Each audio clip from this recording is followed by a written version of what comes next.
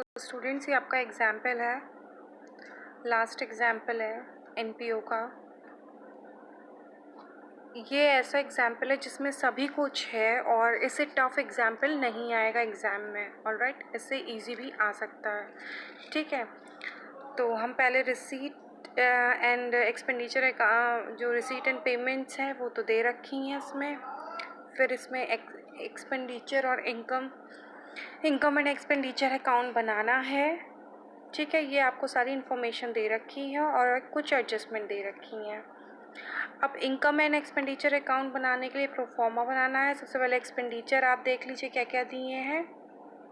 Expenditure में सबसे पहले जो पेमेंट साइड है उसको फॉलो करिएगा। इसमें लिखा है सेक्रेटरी ऑनोरेरियम, मैंने बता दिया है ऑनोरेरियम का मतलब क्या होता है, ऑलरेडी आपको पता है, 12,000 रुपये। उसके बाद सैलरी टू स्टाफ देखिए लिखा है 25,000 रुपये। फिर चैरिटीज़ लिखी है 7,000। चैरिटी इसलिए लिया है क्योंकि ये कम अमाउंट है और ये आयगत, इसमें केवल आयगत व्यय को ही लिखना है। प्रिंटिंग एंड स्टेशनरी 600 रुपये और पोस्टेज एक्सपेंसेस कितना है 120 रुपये और रेट्स एंड टैक्सेस कितना है 1,500 रुपये, वो भी लिखेंगे। अनकीप ऑफ लैंड, वैसे तो पूंजीगत कुछ लिखना नहीं है लेकिन इसमें भूमि का जो रख रखाव है उसके लिए खर्चा किया गया है तो वो हम लिखेंगे, वो आयगत है, 2,000 रुपये की है, छोटे अमाउंट की है। फिर लिखेंगे कितना माल जो खेल सामान क्रय को, मतलब इतना सामान स्पोर्ट्स मटेरियल का हमने इतना परचेज किया है तो वो अमाउंट हम 10,000 स्पोर्ट्स मटेरियल का लिखेंगे। ऑलराइट, फिर उसके बाद क्या दे रखा है आपको, अंतिम शेष, इसमें इससे कोई मतलब नहीं है इनकम एंड एक्सपेंडिचर से। और उसके बाद लिखा है हास लगाना है, यानी डेप्रिसिएशन लगाना है 10% की दर से। और 10% किस पे क्रमागत हास की पद्धति से 10% लगाना है। ठीक है, तो इसमें दे रखा है डेप्रिसिएशन ऑन फर्नीचर लगा है 2,000 की दर से। 2,000 का 10% कितना आएगा 200 रुपये, तो वो हमने लिख दिया है। ठीक है, इसमें कोई डेप्रिसिएशन नहीं है लैंड पे, क्योंकि देखिए लैंड का जो पहला ईयर का मूल्य है वही दूसरे ईयर का मूल्य है, इसका मतलब ये डेप्रिसिएट नहीं हुई है लैंड।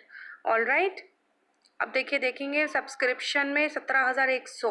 ठीक है, 17,000 यहाँ पे सब्सक्रिप्शन देखिए रिसीट साइड लिखा हुआ है आपका 18,000 रुपये। अब 17,100 कैसे है, मैंने वर्किंग नोट बनाया है, आप सब उसको फॉलो करिएगा, मैं उसकी फ़ोटोग्राफ भेज दूँगी। By selled on old newspaper, income हम जो है वो रिसीट से देखेंगे, तो सेल ओल्ड न्यूज़पेपर को बेचा है तो 2,500 रुपये है, वो लिख दिया है। फिर इंटरेस्ट ऑन सिक्योरिटीज़, अब ये इंटरेस्ट ऑन सिक्योरिटीज़ जो है वो 2,000 रुपये है, जो कि इसमें दे रखा है ऊपर, लेकिन नीचे देखिए एडजस्टमेंट में उसमें दे रखा है कि जो इस साल का है इंटरेस्ट ऑन सिक्योरिटीज़ में अक्रूड है 400 रुपये।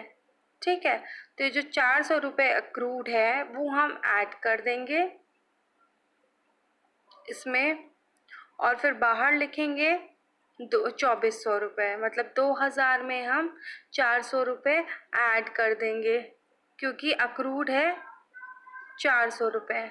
ऑलराइट, नेक्स्ट है आपका proceeds of sports and concert चलाने के लिए कुछ हमको मिला है, इनकम है 4,020 रुपये, वो लिख देंगे। और advertisement in the year book, advertisement वार्षिक पुस्तिका के विज्ञापन से हमें इतना मिला है 5,000 रुपये, तो 5,000 वो लिख देंगे रिसीट में। फिर इसका डिफरेंस निकालेंगे तो यहाँ डेफिसिट आ रहा है, तो ये कैपिटल फंड में जा कर के माइनस होगा। मैंने बताया है डेफिसिट जो है वो माइनस होगा और जो सरप्लस है वो ऐड होगा। ऑलराइट।